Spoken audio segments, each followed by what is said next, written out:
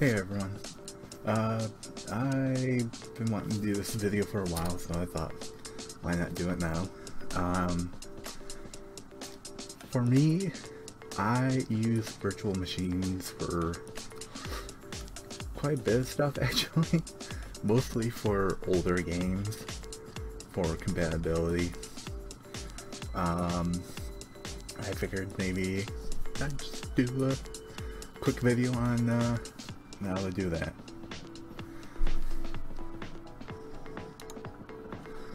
So what you're seeing right here is my Windows XP virtual machine, which I use for compatibility with, well, I did earlier this week on Elf Bowling.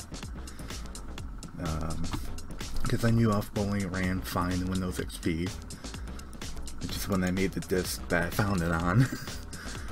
So I just plopped it and installed it in this virtual machine of XP. Works just fine. Also, I think I have Sims on here and a few other things. Just because they work fine in XP, and it works actually just fine in a virtual machine. Not all games are going to work well in a virtual machine, because it's not maybe the best place, but for simple things like Elf Bowling, Oregon Trails, to stuff like that. Sims was kind of pushing the boundaries of it, but you can use your imagination. Other applications, older versions of Office or something that maybe you might need, you know, to read older files that maybe the newer version of Office can't open or whatever.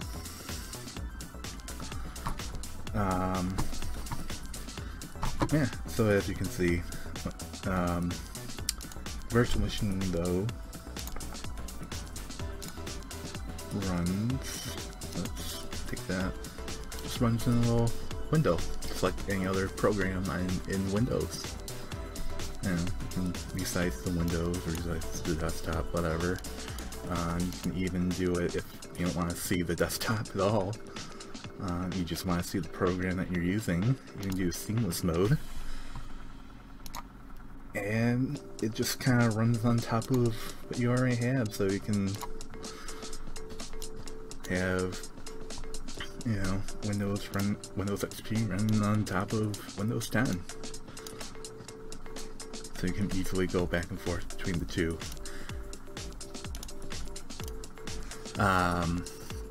So let's talk about how you actually set this up.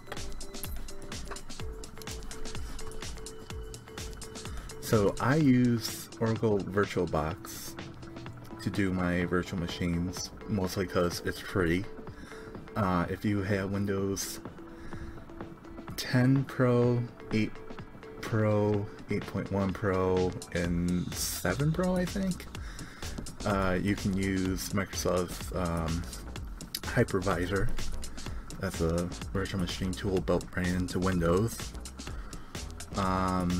You can also use things like VMware or Parallels. These all do pretty much the same thing of virtual machines, some better than others.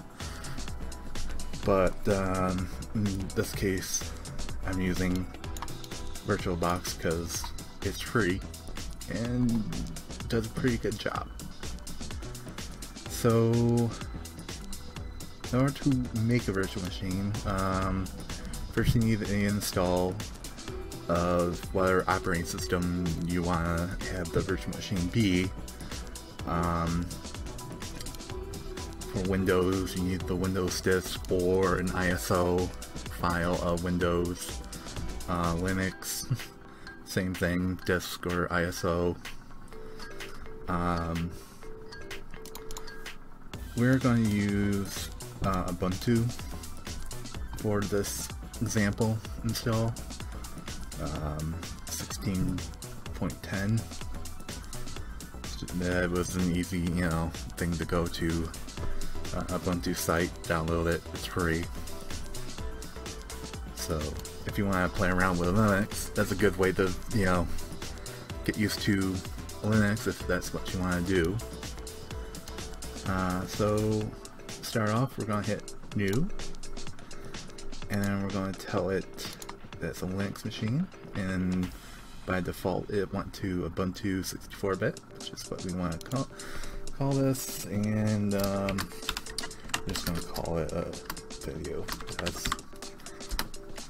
And we'll give it, maybe not that much, give it 4 gigs of RAM. And this is where we're going to create the virtual hard drive, which is just a file that acts as a hard drive to the virtual machine and keeps everything kind of contained and sandboxed within it.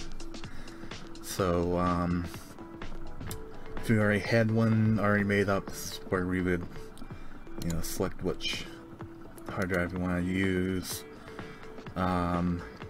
We want to create one, so we'll do create virtual hard disk now. I'm just going to stick with the VirtualBox disk image, and I'm going to give it a dynamic allowance, or dynamic allocated, which basically just means I'm going to tell it to be an 80 gig drive, but it could be, it doesn't have the limitations of 80 gigs. It can kind of get a little bit bigger, it can be smaller. So in this case, 80 gigs, I'm not going to use probably 80 gigs, but it's nice to have that leeway. And yeah, a fixed size one would make a 80 gigabyte file, basically, or you know, yeah, 80 gigabyte file on the computer. So whether I use 80 gigs or not, it would still be 80 gigs. I like the flexibility of having a dynamic drive. So I'm going to tell it 80 gigs. I like having that leeway. I'm never probably going to use it, but at the same time, it's not going to take up 80 gigs on my computer unless I fill it to 80 gigs. So that's done. Before I turn it on, I'm going to give it a little bit more power. So right now, you know, it has 4 gigs of RAM. It's 80 gig drive. But what I'm also going to do is, right now it only has access to 1 core of my processor. I'm going to give it 2, just to speed things along. I can give it a little bit more, but 2 is probably good enough. Display, I'm going to give it more video memory. Boom. And oops, going to enable 3D acceleration, because why not? Alright, so we're going to start this now. And the first thing it's going to ask, since it first turned on and there's no operating system in it, it's going to ask for a startup disk. So this would be your Windows install, you know, disk on your local disk drive, or an ISO. So in this case, we want to browse over to my desktop. I have Linux install, and there's the Ubuntu ISO. So open that and start, and it should boot into the Ubuntu installer. And there we go. It's the Ubuntu installer. I can tell it to you can try out Ubuntu just in here without installing it, or, well, in this case we want to install Ubuntu, so go with install. We're just gonna continue because it's just a test. Sure, just leave a lot of the defaults.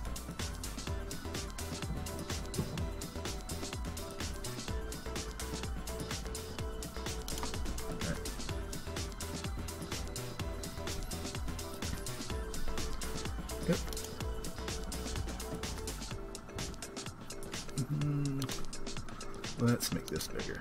Yes, switch. Continue.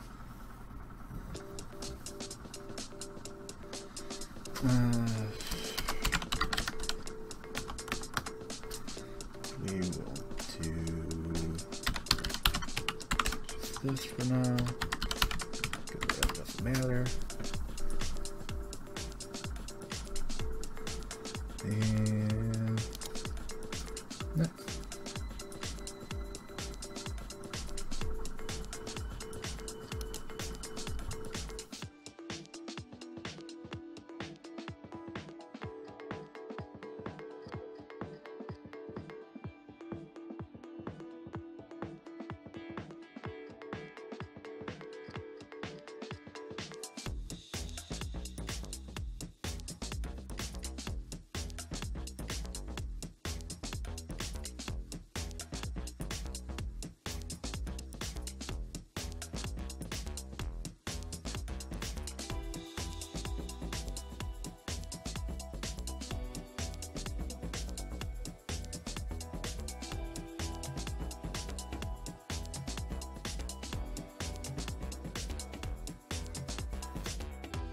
And now, as you can see, Ubuntu is installed. Log in.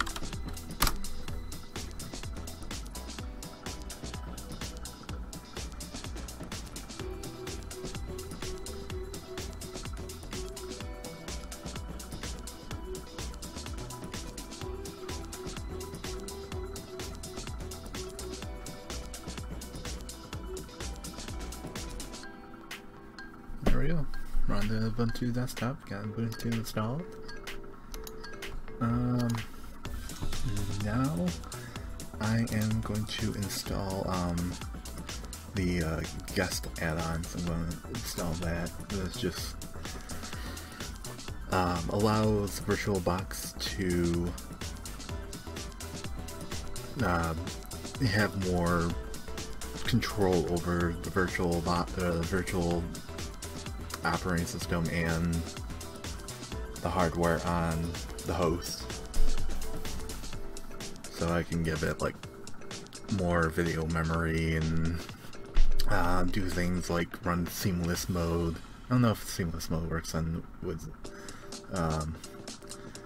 Ubuntu, but other operating systems like Windows, you can do seamless mode. A lot of other things. Oh, and be able to plug in USB devices. Oops. So that. Now we're installing the VirtualBox editions.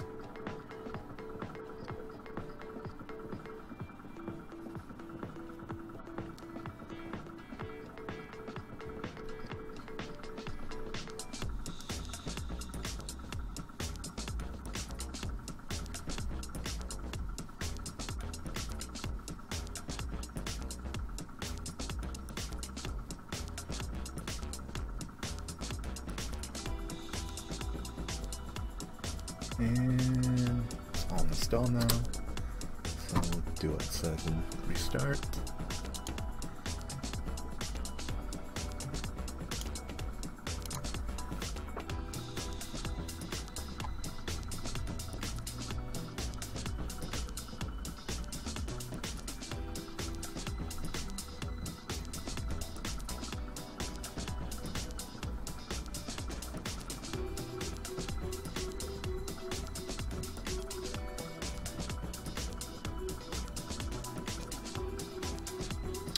And here we go, back to the desktop.